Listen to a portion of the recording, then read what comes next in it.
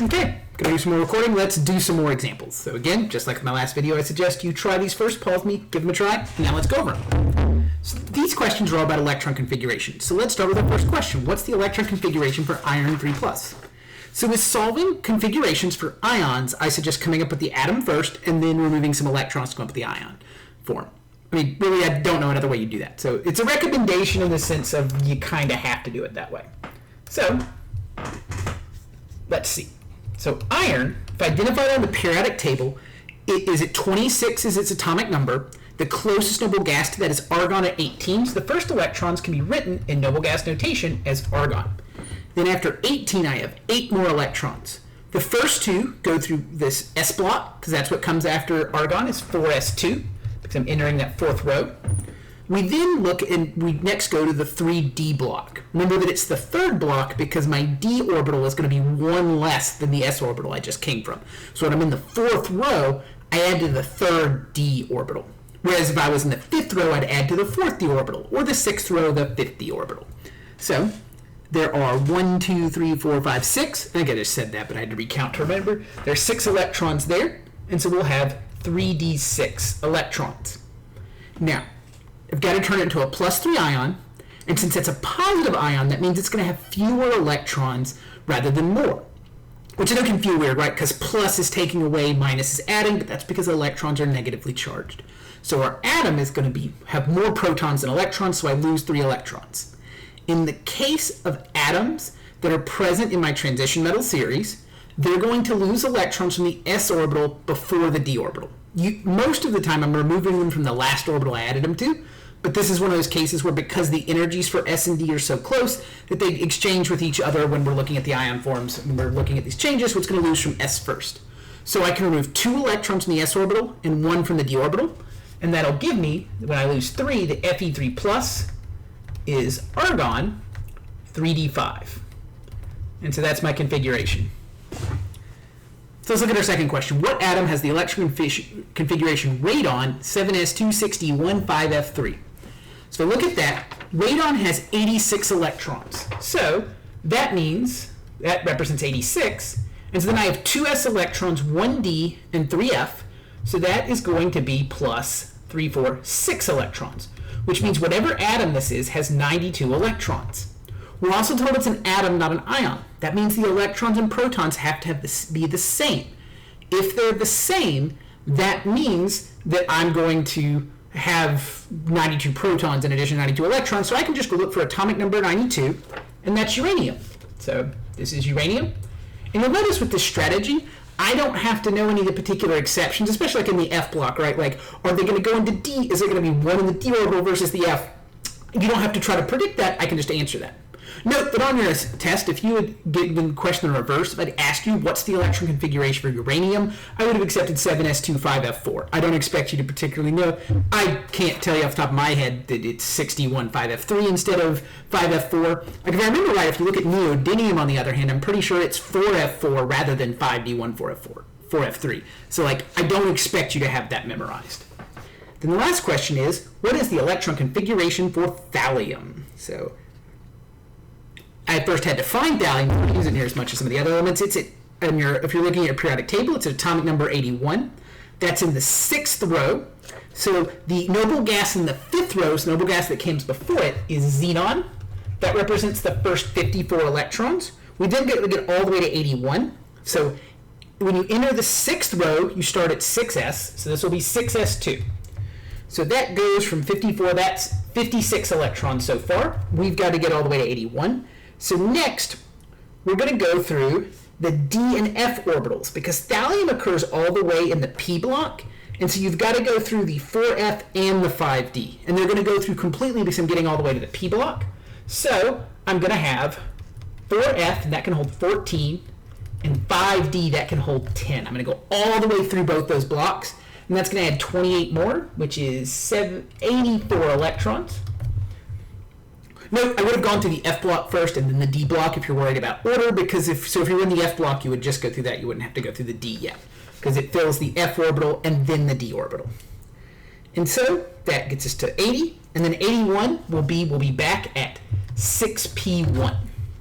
No, also, I'm not going to stress about the exact order you put these in. So, for example, if you were to say this is xenon, 4F14, 5D10, 6S2, 6P1, that would be good. Or if you gave me this top configuration, I'd be fine too.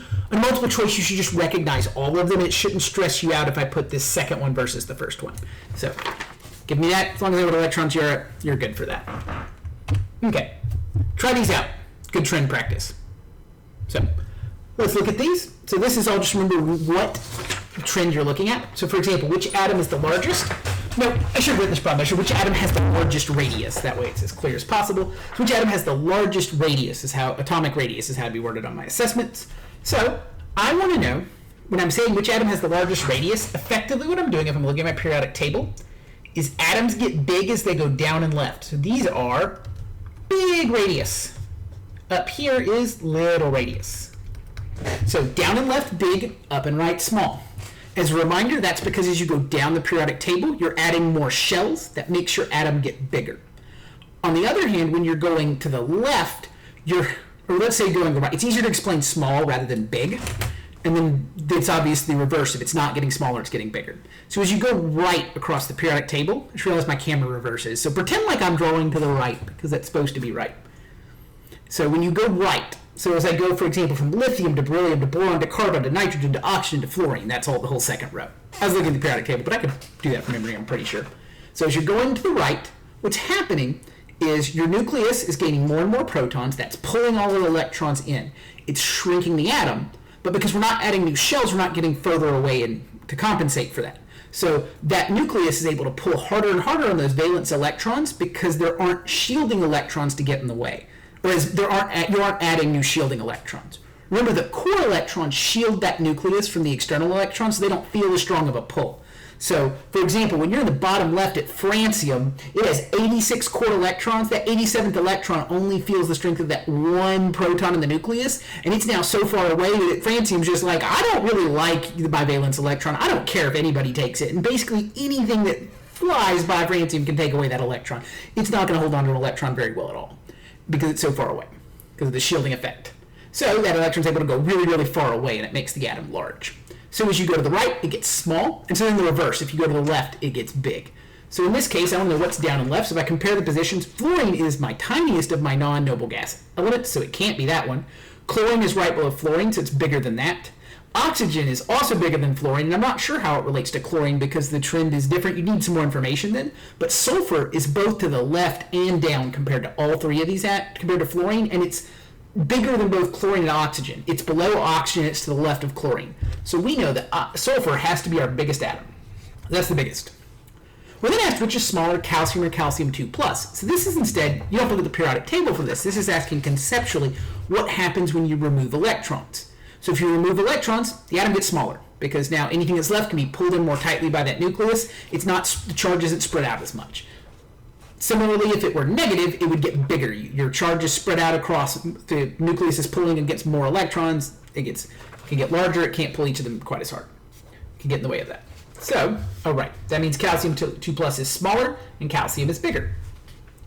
Now, which has the largest ionization energy? So as a reminder, if I draw my chart again, we have high ionization energy up here in the upper right, and we have low ionization in the lower left for similar reasons related to shielding as when we were talking about size.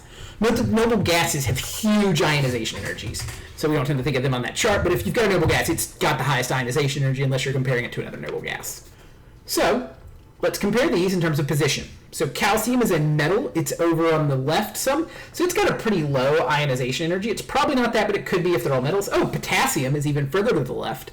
So that one is, so comparatively, calcium is harder to ionize than potassium.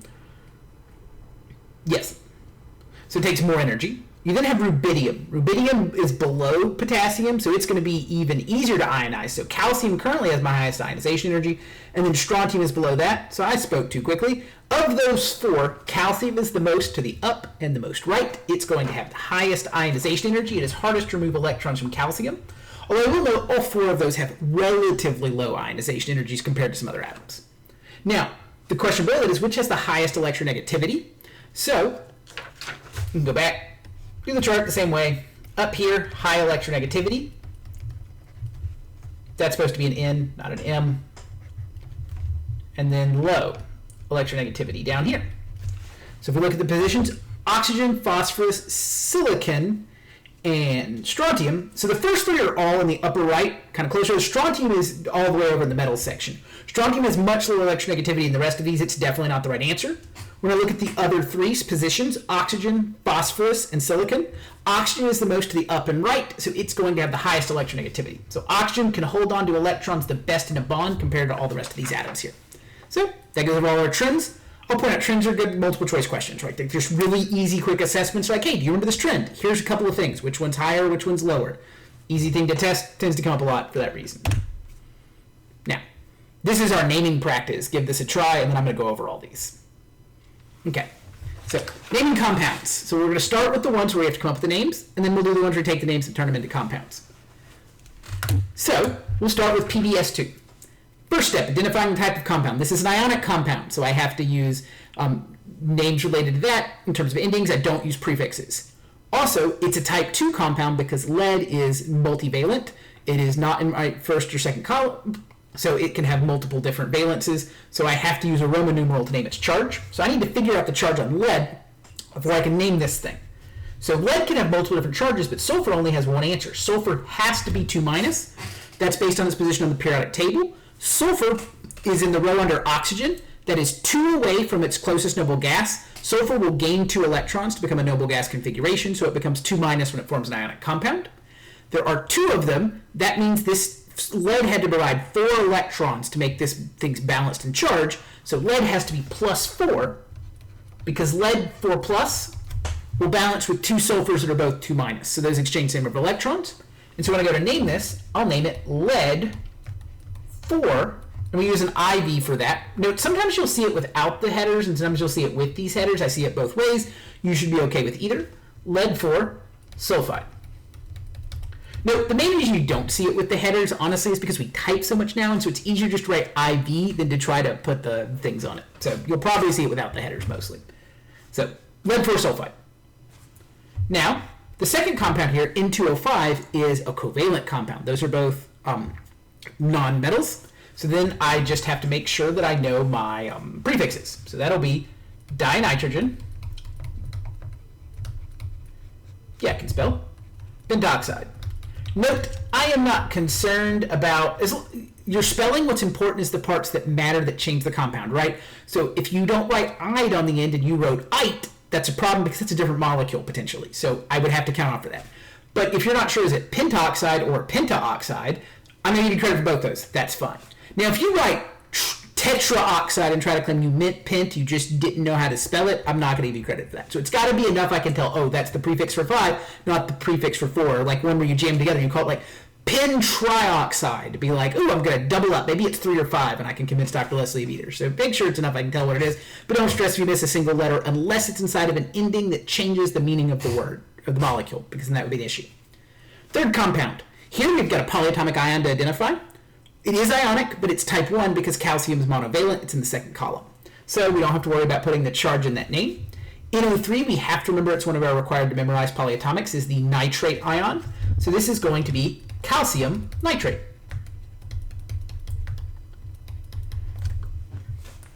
Okay, one more compound to name before we start doing the reverse. We've got VSO4,4H2O. So this is a hydrate. So I have to remember with a hydrate, you simply name the compound first, then add a prefix and the word hydrate after it. So this is going to have tetrahydrate after it, whatever it is. So we have VSO4. This is going to be a type 2 ionic compound. We have to come up with the Roman numeral for it.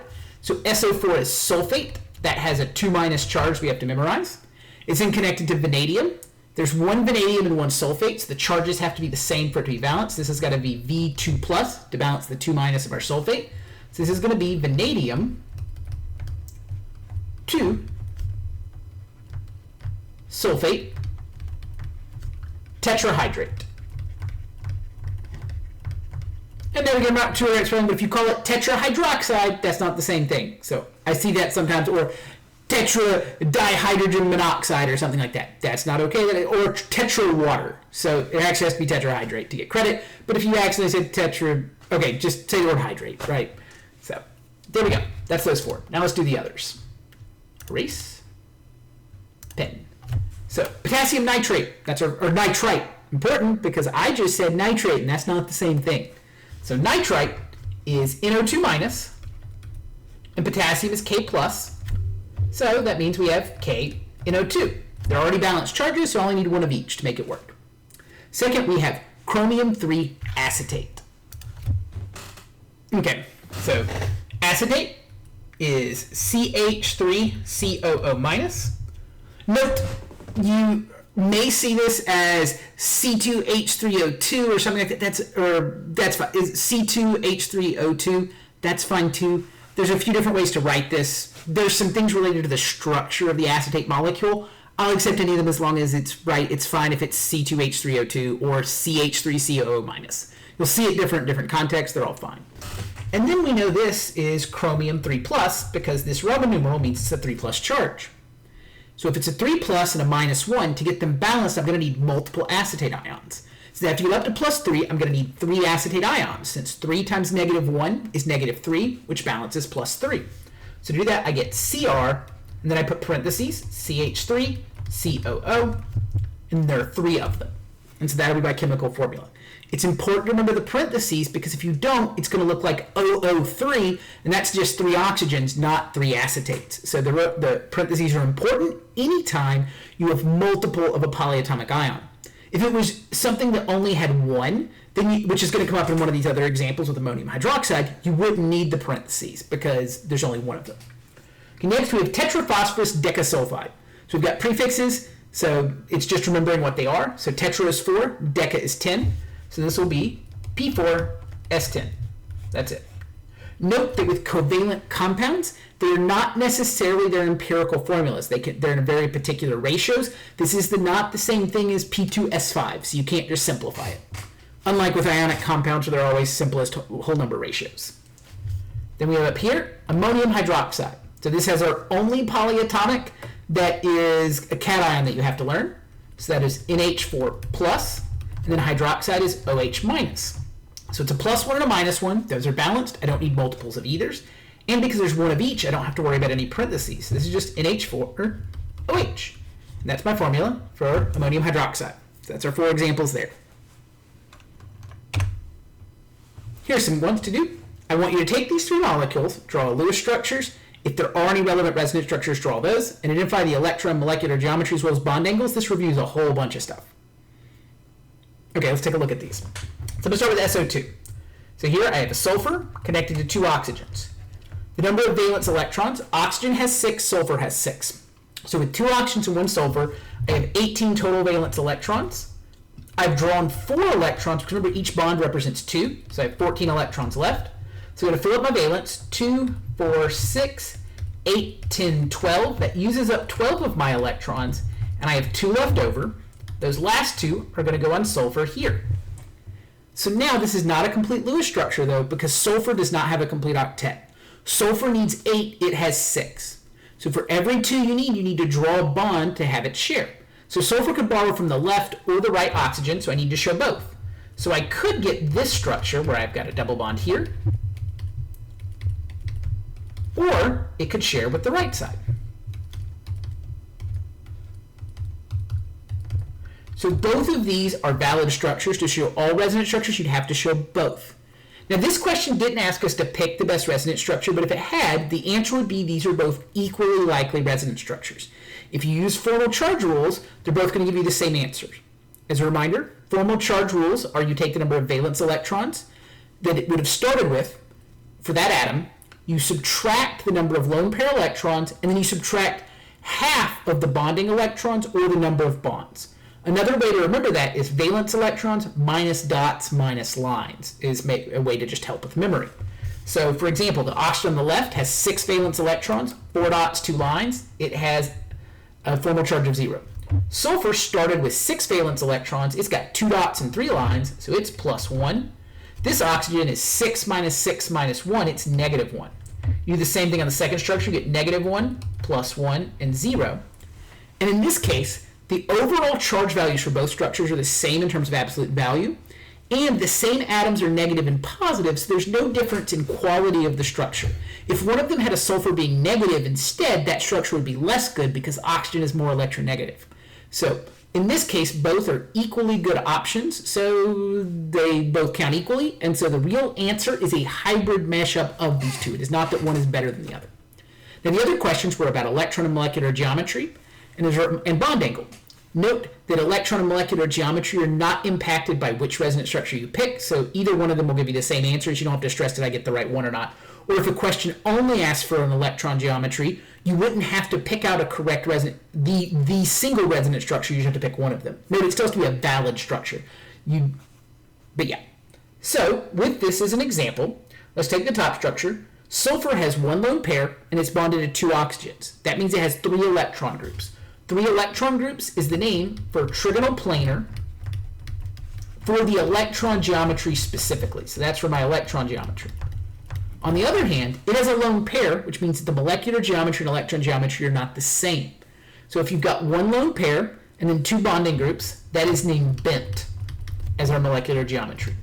Note, you will also sometimes see the name angular. I'll accept that if it's in a multiple choice on one of my assessments, so I'll just have bent as an option. But if you wrote angular, I'd give you credit here.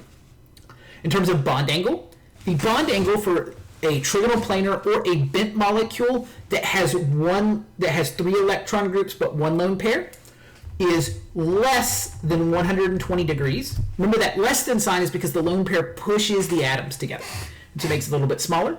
Note that this is the one where bent is the one name where it actually applies to 2 different structures. It gives 2 different bond angles.